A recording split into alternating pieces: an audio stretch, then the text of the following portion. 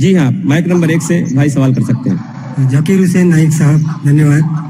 آپ نے آج کافی اچھی باتیں بتائی. میرا نام منوہر رنپی سے ہے. میں مہاراشٹرین فیملی سے تعلق رکھتا ہوں اور کوی ہوں. مراٹھی میں کوی بولتے ہیں، اردو میں شاعر بولتے ہیں آپ لوگ. اور مراٹھی میں غزلیں لکھتا ہوں. تو اس کے لیے کافی اردو شاعروں کی دیوانوں کا ابھیاس مجھے کرنا پڑا. آپ نے خدا کے تصور کے بارے میں آج لیکچر دیا ہے. الگ الگ مذہب میں خدا کا تصور کیا ہوتا ہے. تو آپ کے مسلم کمیونٹی میں کافی شاعر ہیں جن کا رتبہ بہت بڑا ہے. تو میں یہ پوچھنا چاہتا ہوں کہ اس میں صوفیزم کو ماننے والے کئی شاعر ہیں، جیسے امیر خسرو ہے، غالب ہے. وہ کہتے ہیں کہ ایک تو ہی تو ہے جہاں میں صنم، پھر یہ ہنگامہ ہے خدا کیا ہے. اس طریقے سے خدا کا تصور کرنے والوں کو کیا آپ اسلام قبول کرنے والے مانتے ہیں کیا، مسلمان مانتے ہیں کیا؟ یہ مجھے بتائیے ذرا. بھائی صاحب کا سوال ہے کہ کوی ہے، شاعر ہے. منوہر بھائی صاحب بھی ماشاءاللہ شاعر ہے. وہ یہ کہتے ہیں کہ شاعر جب خدا کا تصور بیان کرتا ہے اپنی کویتا میں یا اپنے شاعری میں، تو کیا آپ مانتے یہ صحیح ہے کہ غلط ہے؟ جو بھی کوی، جو بھی شاعر خدا کا تصور بیان کرتا ہے اپنے شاعری میں یا اپنی کویتا میں، اگر وہ قرآن کے مطابق ہے، اللہ کے رسول کے مطابق ہے، تو وہ صحیح کوی ہے، صحیح کویتا ہے، صحیح شعر ہے. لیکن اگر وہ قرآن کے خلاف ہے اور صحیح حدیث کے خلاف ہے تو غلط ہے. اسی لیے میں نے میری تقریر میں کہا کہ ایک توحید ہے، توحید الاسماء و صفات. اگر وہ توحید الاسماء و صفات، توحید الربوبیہ، توحید العبادہ کے خلاف نہیں ہے تو بالکل صحیح ہے. لیکن کئی بار شاعر بہک جاتے ہیں اور خدا کا تصور کرتے کرتے بہک جاتے ہیں اور شرک کرتے ہیں. لیکن اگر وہ قرآن کے مطابق ہے، صحیح حدیث کے مطابق ہے تو بالکل صحیح ہے. اور جتنے بھی شاعر، میں تو شاعر نہیں ہوں، نہ میں اردو دان ہوں، میں فارسی جانتا ہوں، لیکن جتنے بھی شاعر ہیں، سب سے بہترین شاعر جس نے اللہ سبحانہ و تعالیٰ کے بارے میں کہا اور اسلام کا پیغام بیان کیا ہے، وہ ہے علامہ اقبال. اسی لیے کل ایک نشست تھی، شکوہ جواب شکوہ، جو علامہ اقبال کا تھا. ماشاءاللہ اس نے شکوہ کیا اللہ سے. کس طریقے سے انسان شکوہ کرتا ہے. کافی لوگ نے فتویٰ لگایا کہ وہ کافر ہے. بعد میں ان نے جواب دیا، شکوہ کا جواب دیا. جواب اتنا بہترین تھا ماشاءاللہ کہ اللہ نے ان کے کلام میں تاثیر دی ماشاءاللہ. لیکن جو بھی کوی، جو بھی شاعر کوئی بھی شاعری کرتا ہے، کویتا لکھتا ہے، قرآن اور صحیح حدیث کے مطابق ہے، وہ صحیح ہے. اگر اس کے خلاف ہے، چاہے کوئی بھی مذہب کا ہو، تو وہ غلط ہے. Hope the answer the question. Mic number 2 میں اگر کوئی نان مسلم بھائی ہو تو سوال کر سکتے ہیں. Yeah, I believe finally I got the time to ask the question. Okay, this is related to the topic you taught today, that is Islamic concept of God, or means you concluded with that. My question is, you used Surah chapter 112 and you said that it is the acid test for any religion or any concept which has to go through it. Now, in this Surah chapter 112, in verse 1, it says, Qul huwallahu ahad. Now, as I was doing research on this word ahad, it doesn't mean only one. It means one of. Because the same word was used in different verses in the Quran to say one of, not only one. For example, in Surah chapter 2 verse 136, it says any one of ahadin. Surah chapter 2 verse 285, it says any one of ahadin, any one of his messengers. Any one of was translated from the Arabic word ahadin. Yeah, my question is that it is a deliberate mistranslation. And second question is, Brother, one question at a time because time is limited. Please may I know your name? Peter. Peter भाई ने माशाल्लाह अच्छा सवाल पूछा है और मुझे खुशी है कि आप कुरान पढ़ रहे हैं. मुझे कोई गिला शिकवा नहीं, भले आप कुरान में गलतियां निकालने के लिए पढ़िए, मैं बहुत खुश हूँ. आप कुरान पढ़ेंगे तो ही पता लगेगा कुरान कितनी पाक किताब है. भाई साहब का सवाल था जो सूरह इखलास सूरा नंबर 112 जो मैंने बयान किया, लिटमस टेस्ट फॉर थियोलॉजी, उसकी पहली आयत है कुल हुवल्लाहु अहद, कहो कि अल्लाह एक है. ये कहते हैं अहद की मानी एक नहीं है, अहद की मानी है वन ऑफ देम. एक नहीं है, वन ऑफ देम है. It is not one, it is one of them. और वो हवाला दिया सूरह बकरा के सूरा नंबर 2 और कई हवाला देते टाइम पे ये कहा, जब आप सूरह बकरा की आयत बयान कर रहे थे उसमें लिखा था अहदिम. अहदिम इज वन ऑफ, अहद इज ओनली वन. तो आप खुद भले आप अरबी नहीं जानते, कुरान में लिखा है सूरह इखलास सूरा नंबर 112 आयत नंबर 1 कुल हुवल्लाहु अहद, वहां है अहदिम. तो God is one. When you add अहदिम इट इज वन ऑफ. तो अहदिम मीन्स वन ऑफ, अहद मीन्स वन. तो आप खुद जानते हैं कि दोनों अल्फाज, the first Surah Ikhlas chapter 112 verse number 1 says कुल हुवल्लाहु अहद, so there is Allah one and only, कि अल्लाह सुब्हानहू व तआला एक है. अहद में इज वन ऑफ. तो दोनों लफ्ज में एडिशन है, सूरह बकरा में एडिशन है, इसीलिए उसके मानिए one of them. Ahad means only one and nothing else. Ahad means one of them. तो आप भले अरबी नहीं जानते, ये जान सकते हैं कि दोनों अल्फाज हूबहू वो ही नहीं है. The first part Ahad means one and that means only one God. Hope that answers the question. Mic number 3 में कोई खातून हो, सवाल कीजिए. जी सिस्टर.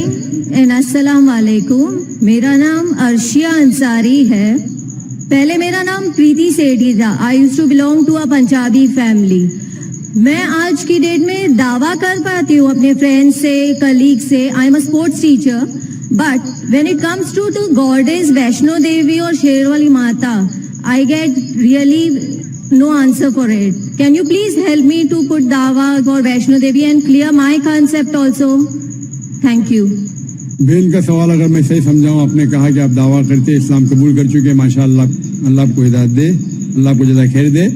आपका सवाल है कि वैष्णो देवी के मानने वालों से कैसा दावा करूं? आपका सवाल क्या है? उनके मानने वालों. आपने कहा कि वैष्णो देवी से कैसा आप दावा करें? वैष्णो देवी मिलेंगे तो दावा कर सकेंगे, नहीं मिलेंगे तो कैसा करेंगे?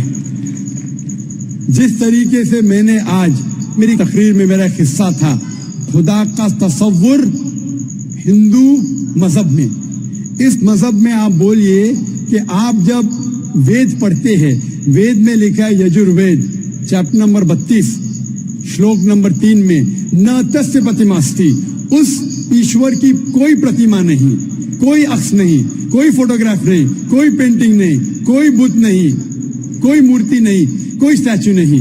तो जो वैष्णो देवी जो गॉडेस है, इसकी मूर्ति हो ही नहीं सकती. ये जो उन लोग को मिलता है दूसरी किताबों जो हिंदू मजहब की नीचे की किताबों में है. लेकिन जब भी कोई हिंदू मजहब की किताब में टकराव होता है, वेद की बात और ऊंची होती है. ये सबसे ऊंची किताब है. तो वेद से जब देखेंगे, वेद में कहीं भी नहीं लिखा है कि ईश्वर की प्रतिमा है. हिंदू मजहब में 2 किस्म की किताब है. एक है श्रुति, दूसरी है स्मृति. श्रुति मतलब वो किताब जो ईश्वर की तरफ से आई हुई, स्मृति मतलब वो किताब जो इंसानों ने लिखी है. तो इंसानों की किताब में मिलावट हो चुकी है और इसमें कई चीजें हैं जो श्रुति के खिलाफ है. तो आप जब मुताला करेंगे, उनसे ये कहिए कि ये श्रुति में नहीं लिखा है. श्रुति मतलब वेद और उपनिषद. जब आप हवाला देंगे, जिस तरीके में तकरीर में दिया हूं, उस तरीके से इंशाअल्लाह आप अपने दोस्तों को ये दावत दे सकेंगे कि ईश्वर की कोई प्रतिमा नहीं, कोई अक्स नहीं, कोई मूर्ति नहीं, कोई बुत नहीं. कोई प्रतिमा नहीं है, वहाँ पत्थर है. अगर वैष्णो देवी मंदिर जाएंगे, वहाँ कोई प्रतिमा नहीं है, वहाँ पत्थर है जिसकी पूजा की जाती है. प्रतिमा जब मैं कहता हूँ अक्स, चाहे पत्थर भी वो प्रतिमा में आ जाता है. पत्थर को पूजना हराम है। जिस तरीके से मैंने कहा यजुर्वेद में चैप्टर नंबर 40 मंत्र नंबर 9 में अंधात्म भविष्यन्ति या सम्मुति मुपास्ते, अंधकार में वो लोग जा रहे हैं जो लोग कुदरती चीजों की इबादत करते, चाहे वो हवा हो, आग हो, पानी हो, और वो लोग और घोर अंधकार में जा रहे हैं जो बनाई हुई चीजें, चाहे टेबल हो, चेयर हो, मूर्ति हो या पत्थर को तराशते हैं, ये सब की इबादत करना यजुर्वेद अध्याय नंबर 40 मंत्र नंबर 9 के हिसाब से हराम है। तो पत्थर की पूजा करना भी हराम है, इस्लाम मजहब में हराम है, हिंदू मजहब में भी हराम है। चाहे आप उसको तराशो या मत तराशो, इबादत सिर्फ करना चाहिए खुदा की, और उस खुदा का कोई अक्स नहीं, और आप उस खुदा को देख नहीं सकते इस दुनिया में, अपनी आंखों से उस खुदा को देख ही नहीं सकते। लिखा है बाइबल में, कुरान में भी, हिंदू स्क्रिप्चर में, अगर आप खुदा की बराबरी कोई भी चीज से कर सके इस दुनिया में, चाहे वो आसमान की चीज हो या धरती की चीज हो, तो वो खुदा हो ही नहीं सकता। Hope the answer the question.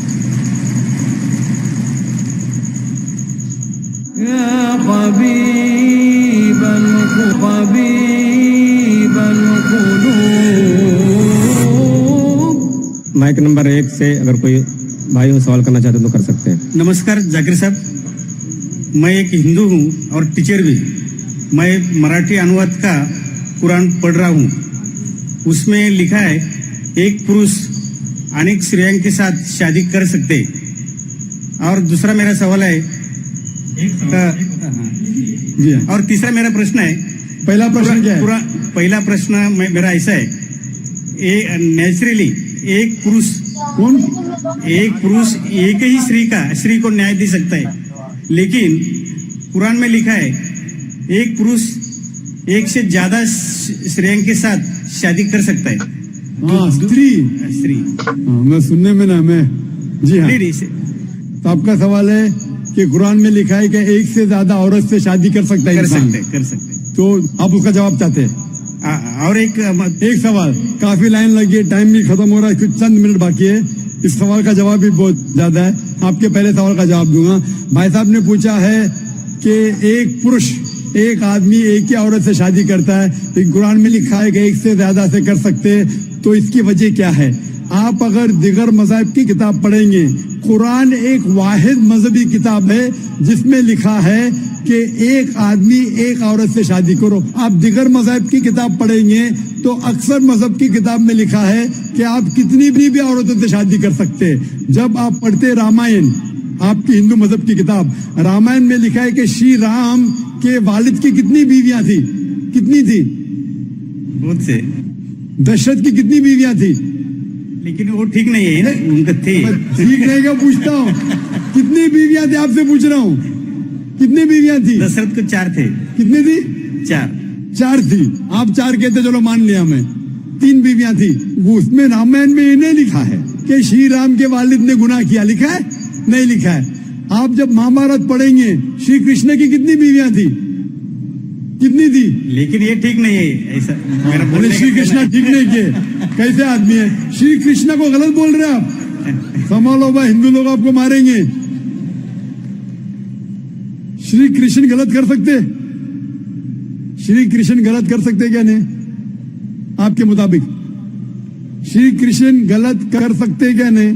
हम तो श्री कृष्ण को तो गॉड मानते हैं। गॉड मानते, बिल्कुल सही। तो गॉड गलत करे क्या? नहीं, गॉड गलत कर सकता है क्या? नहीं। अच्छा, आपके श्री कृष्ण की कितनी बीवियां थी? बहुत से। कितनी? बहुत से मतलब कितनी? 16,000 कहे। 16,000 ने 16,108 थे। एग्जैक्ट बोलिए। आप जब महाभारत पढ़ेंगे उसमें लिखा है कि श्री कृष्ण की 16,108 बीवियां थी, तो श्री कृष्ण के 16,108 रहती, तो मुसलमान की 4 क्यों नहीं रह सकती? आप जब बाइबल पढ़ेंगे, बाइबल में लिखा है कि सुलेमान अलैहिस्सलाम की 700 बीवियां थी। बाइबल पढ़ेंगे, बाइबल के मुताबिक इब्राहिम अलैहिस्सलाम की 3 बीवियां थी। जो आप दिगर मजहब की किताब पढ़ेंगे, हिंदू मजहब, यहूद मजहब, ईसाई मजहब में आप कितनी भी बीवियां कर सकते, रख सकते, लेकिन इस्लाम में, कुरान में लिखा है, सूरह निसा में, सूरह नंबर 4 आयत नंबर 3 में can marry women of your choice in 2s, 3s or 4s, but if you can't do justice, marry only one. आप अपनी मनपसंद औरतों से शादी कर सकते 2, 3 या 4, लेकिन अगर आप इनके दरमियान अदल नहीं कर सकते तो सिर्फ एक से शादी करो. तो ये जुमला सिर्फ एक से शादी करना, ये सिर्फ कुरान में लिखा है. हिंदू मजहब के हिसाब से, ईसाई मजहब के हिसाब से, यहूद मजहब के हिसाब से आप कितनी भी शादी कर सकते, 5, 10, 1000, 16,000, कोई ममानियत नहीं.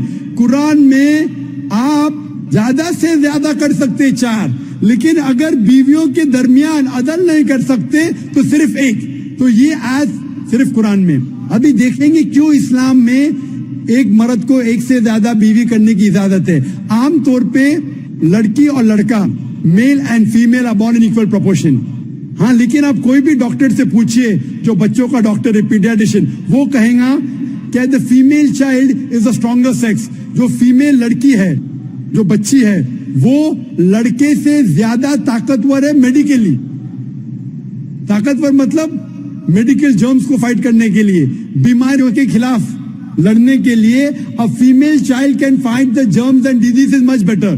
सो पीडियाट्रिक एज इटसेल्फ में लड़के की मौत लड़ ज्यादा है. जब जिंदगी आगे बढ़ती है, हम देखते हैं कि कई लोग मर रहे हैं एक्सीडेंट में, शराब की वजह से, ड्रग की वजह से, because of accident, because of war. अक्सर मर्द लोग ज्यादा मर रहे औरत से. आज की तहकीक ये कहती है कि दुनिया में औरत मर्द से ज्यादा है. सिर्फ न्यूयॉर्क के अंदर 10 लाख से ज्यादा औरतें मर्द से ज्यादा है. सिर्फ यूएसए में 7.8 million females, 78 lakh females are more than males.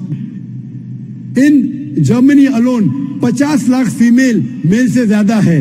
UK में सिर्फ 40 लाख औरतें आदमियों से ज्यादा है.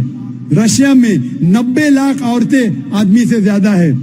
अल्लाह सुब्हानहू तआला जानता है कितनी लाखों औरतें, करोड़ों औरतें आदमी से ज्यादा है. सिर्फ चंद ममालिक में, इंडिया और दिगर थर्ड वर्ल्ड कंट्री में औरतें मर्द से कम है, क्योंकि हिंदुस्तान में फीमेल इन्फेंटिसाइड है, फीमेल फीटिसाइड है.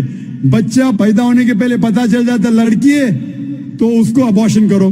लड़की पैदा होती है, तमिलनाडु गवर्नमेंट हॉस्पिटल के हिसाब से 10 लड़कियां जब पैदा होती है, 10 में से 4 का कत्ल किया जाता है.